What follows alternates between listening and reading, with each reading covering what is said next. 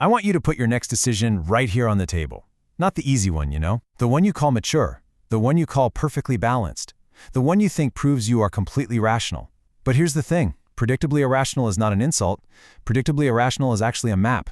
Predictably irrational is a cold, hard audit of your confidence.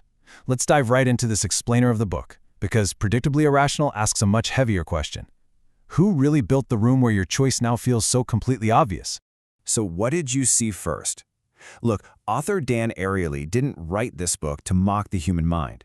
Dan Ariely wrote this book to expose its structured patterns. And that matters, right? Because patterns can actually be designed around, while chaos can only be blamed. We're going to unpack exactly how those hidden patterns are governing you right now. Act 1. The Mask of Rationality. Let's see how this all builds. You're probably a really careful, disciplined learner. You read the labels, you compare the plans, you wait a beat before acting, and you absolutely pride yourself on a clean process. And hey, I completely validate that. It feels like real adult discipline. But be warned here, care is not the same thing as freedom. A perfectly clean process can still inherit a totally crooked frame.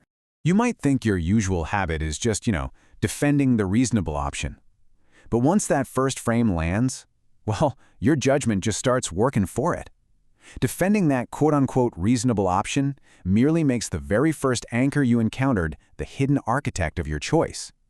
It's exactly like the quote says, the first number is not a number, it is scaffolding. Moving into Act 2, Inside the Rigged Room. I kind of want to dismantle a false belief you might be holding on to right now. You probably tell yourself, hey, I make better decisions when I remove emotion and just weigh the facts. I really wish this weren't true. But look at where that logic leads us. Which facts are you actually weighing? The facts inside the first frame. You didn't remove your emotion first. You just removed your suspicion first. You trusted the room. And the room shapes the facts before you even touch them.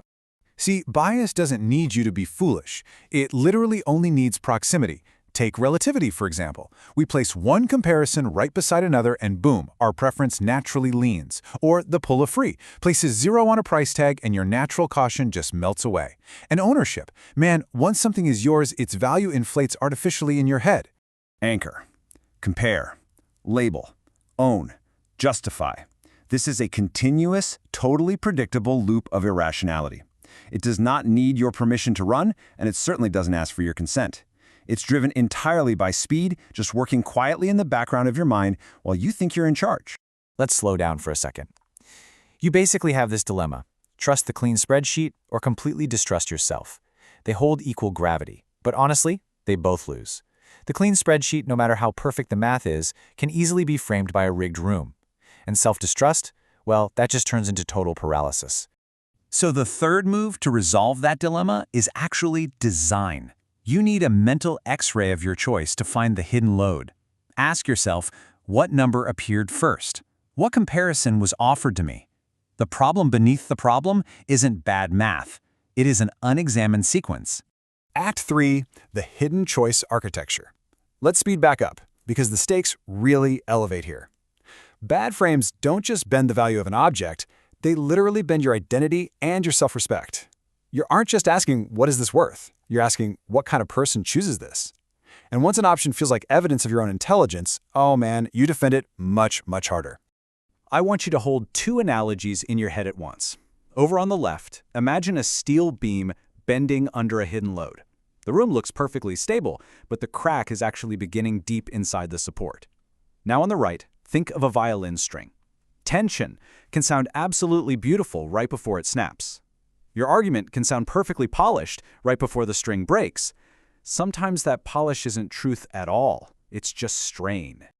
I really want to let the gravity of this next insight sink in. You do not choose from options. You choose from a room. Take a breath and think about that. The architecture of that room was built long before you even walked in.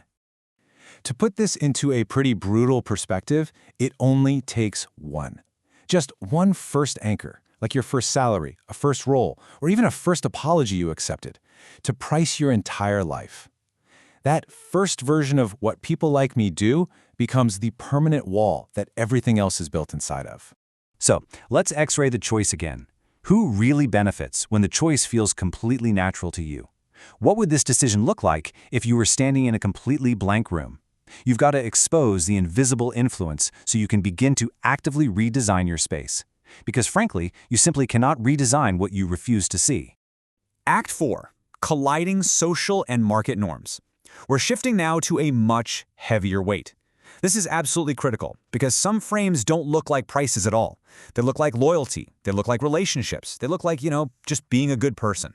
The rules of the room change entirely depending on the norm you're currently operating within.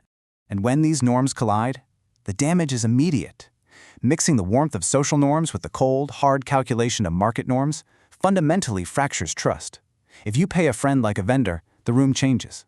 If you ask a vendor for love, the room changes again. The exact same act carries a completely different moral weight depending on the proximity of those norms.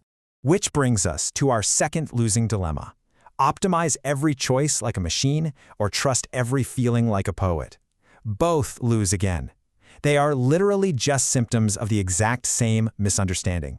The machine totally ignores the context of the room, and the poet is quietly, invisibly framed by it without even knowing. So how do we actually resolve this?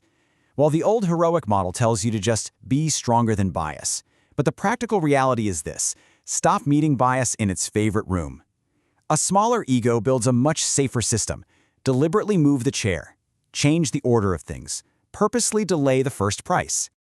Act 5. The Architect's Decision.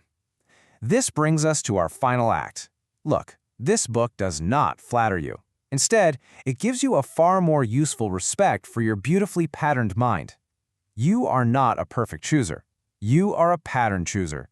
And once you finally accept that, you stop being a victim of the room and you become its absolute architects. Here are the actual rules of your new architecture. Let's pay off everything we've learned so far. Name the first anchor out loud before you even start. Draw out the hidden cost behind the word free. Separate your fear of loss from the actual value of the thing. And always, always name the norm. You have to replace blind pride with deliberate, conscious design. Because design beats judgment every single time. Think about it. What if your judgment should actually be the last step? Not your first badge of pride, not your first line of defense. The very last step, and only after you have consciously designed the room. What if the room has been choosing through you this whole time? When this explainer ends, you have to decide. Name the anchor before you choose. Access your growth map. This is the decision. Make it now. Because if not now, then not ever.